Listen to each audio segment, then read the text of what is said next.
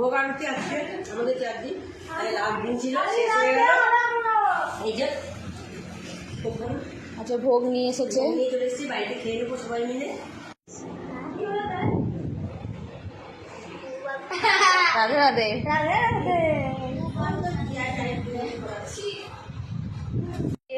ভোগ নেওয়া হয়েছে কুকুরে। কি কি দিয়েছি দেখি। পোলাও আছে, চাটনি, মিষ্টি, ডাল, তরকারি। যে আর একটা পার্সেল ভোগের, একটা দুটো। এটা কি দিয়েছে?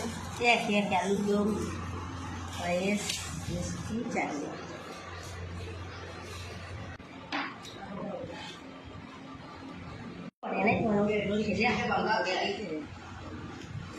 ভাত দেবো একটা।